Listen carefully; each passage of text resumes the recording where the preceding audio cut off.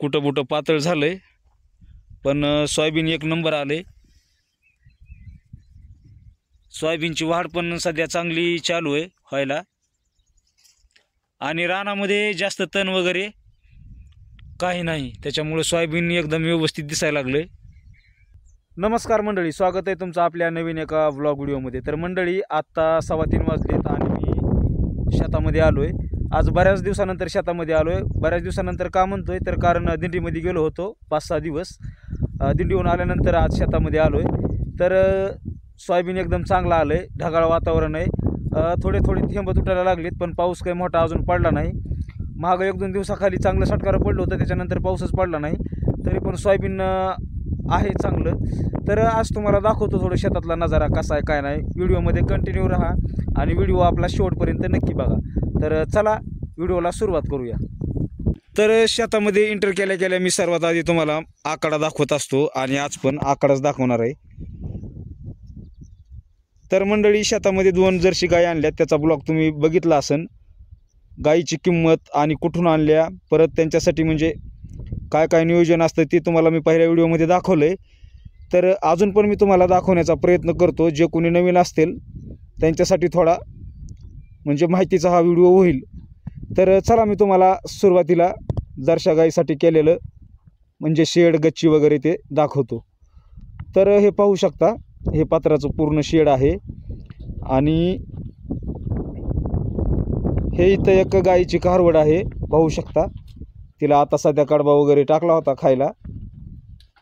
आणि ह्या बॅलरमध्ये जे आहे ह्याच्यामध्ये बारली आहे, वल्ली बारली. ही झाकून ठेवली आता ह्या 2 बॅलरमध्ये, कारण संध्याकाळी दूध वगैरे काढताना त्यांना खुराक म्हणून ठेवतात. तर गाईचं हे शेड आहे, पाहू शकता. पत्राचं शेड आहे हे पूर्ण. आणि त्या दिवशी तुम्हाला व्हिडिओमध्ये दाखवलं होतं इथं गच्ची करायला चालू होती. तर गच्ची करून आज बरेच दिवस झाले आणि मध्ये गायीसुद्धा बांधल्यात.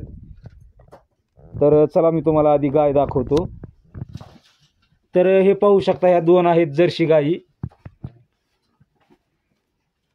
तर मंडळी, ह्या टोटल म्हणजे ह्या दोन्ही गायीची किंमत मिळून 1,04,000 रुपयाच्या ह्या गायी आहेत. आणि ह्या दोन्ही गायी मिळून 20-25 लिटर दूध देतात. तर पाहू शकता गायी कशा आहेत.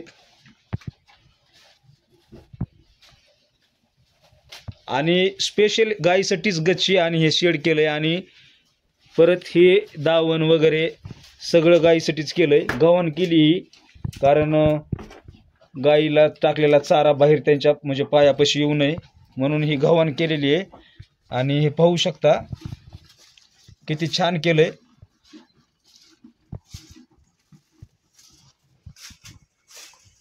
तर आमच्या इकडं काय म्हणजे डोंगर भाग आहे आणि ह्या गायी म्हणजे घाटावरून आणलेल्या आहेत. आमच्या डोंगर भागामध्ये जास्त म्हणजे ह्या गायींचा निभाव लागत नाही, त्यामुळं म्हणजे जसं तिकडं असतंय तसंच इथं त्यांना केलेलं आहे, कारण त्यांचं व्यवस्थित नियोजन व्हावं म्हणून. आणि त्यांना खाण्यासाठी इथं कडबा कातरून ठेवला आहे ह्या गोतोड्यामध्ये. आणि परत इथं सोयाबीनचं गुळी वगैरे आहे त्यांच्यासाठी. आणि प्लस इथं येलंसुद्धा आहेत त्यांना.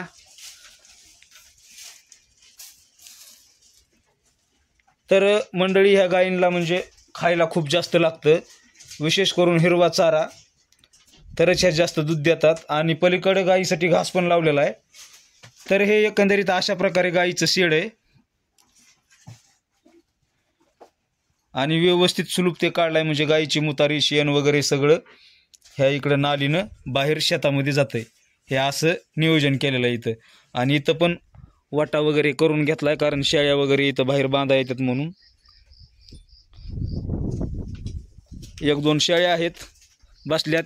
हे पण इथं म्हणजे थोडक्यात बंदिस्तच शेळी पालन केल्यासारखं केलं आहे. त्यांना कोणी सुडीत वगैरे काय नाही, घरीच चारा पाणी आपलं.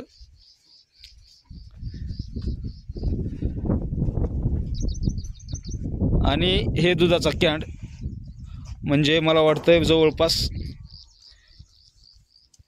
ह्या इथपर्यंत दूध येतं आहे गाईचं दररोज. सकाळ आणि संध्याकाळी 2 टायमिंगचं. तर चला आता तुम्हाला पाहू शकता अशा प्रकारे आकडा दिसतंय.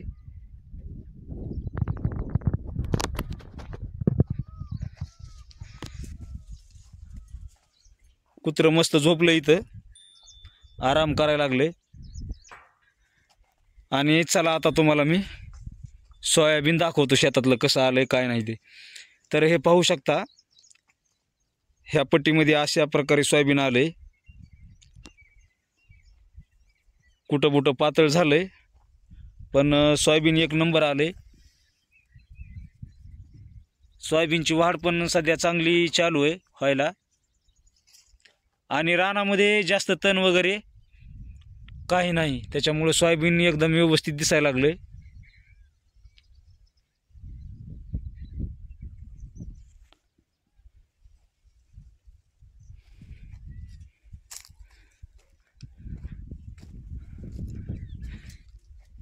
छान आले सोयाबीन, पण कुठं कुठं पातळ झालंय.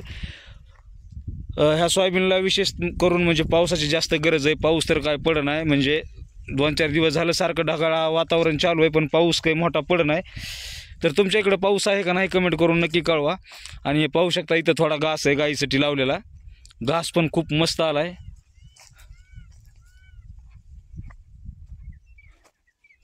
तुम्हाला मी प्रत्येक पट्टीतलं सोयाबीन दाखवतो कसं आहे काय नाही ते.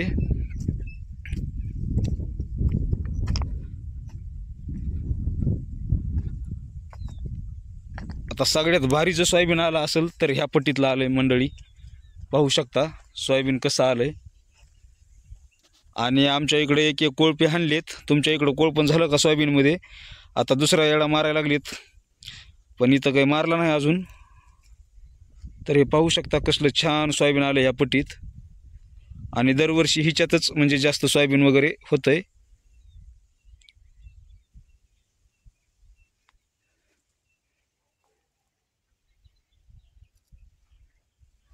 आणि ह्या पट्टीमध्ये कडूळ पेरलंय. पाहू शकता कडूळ पण छान आले. आता कडूळ जनावरांसाठी पेरलंय, त्याच्यामुळे जरा दाट पेरले आणि चांगलं पण वापलंय. थोडं दाट कडूळ आहे पण खूप मस्त आलंय आणि त्याची पण वाढ छान व्हायला लागली.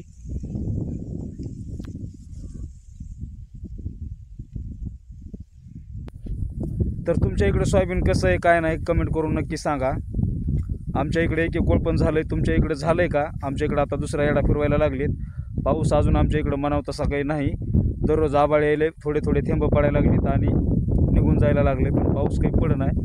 सध्या तर सोयाबीन चांगले आहेत. असं जर पाऊस अजून एक आठवडाभर नाही पडला तर सोयाबीन हे सुकून जायला लागणार आहे. तर चला आता तुम्हाला मी वरच्या पट्टीतलं सोयाबीन दाखवतो कसं आहे काय नाही ते.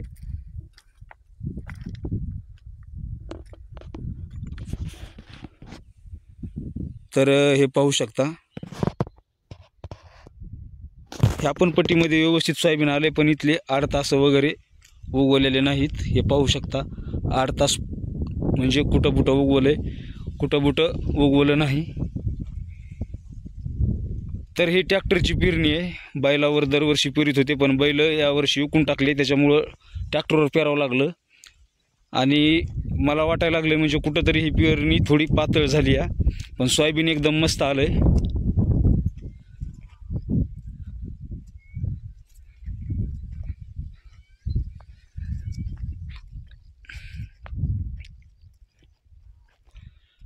तर पाहू शकता सोयाबीन किती छान दिसायला लागले. आणि इकडं थोडं दाट आहे असं मला वाटायला लागले, पण नाही आहे व्यवस्थित. आता लाईट पण जोडली, बोरचं पण पाणी चालू झालंय, त्याच्यामुळं आता काही तेवढी म्हणजे पाण्याचा तुटवडा नाही. तर मंडळी हे पाहू शकता आजूबाजूचा परिसर, सगळ्या शेतामध्ये सगळीकडे सोयाबीन वगैरे एकदम व्यवस्थित आलंय.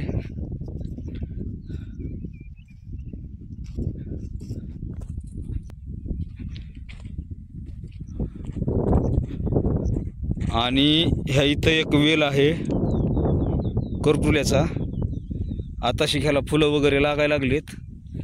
करटुले लागल्यानंतर ह्याच्यावर एक आपण स्पेशल ब्लॉग बनवू. आणि हे इकडं शेजाऱ्याचं रान आहे. तर इथं मूग वगैरे पेरलाय, पूर्ण पट्टीच मुगानं करून टाकली आपण. मूग पण कुठं कुठं सगळा पातळ झालाय.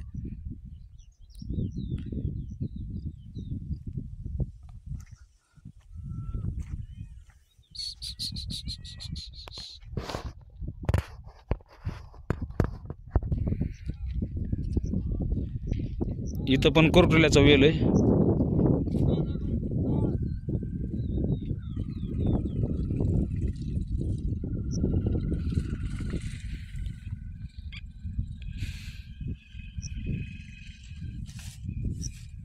नाही, फुलंच लागलीत, करटुले अजून लागले नाहीत.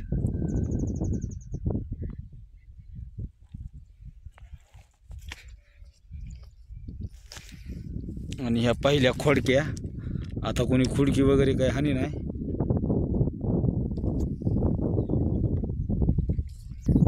तर मंडळी, कसा वाटला आजचा ब्लॉग कमेंट करून नक्की कळवा. आणि चॅनलवर नवीन असाल तर चॅनलला सबस्क्राईब, व्हिडिओला लाईक नक्की करा. भेटूया पुढच्या एका नवीन ब्लॉगमध्ये. तोपर्यंत धन्यवाद. जय हिंद, जय महाराष्ट्र.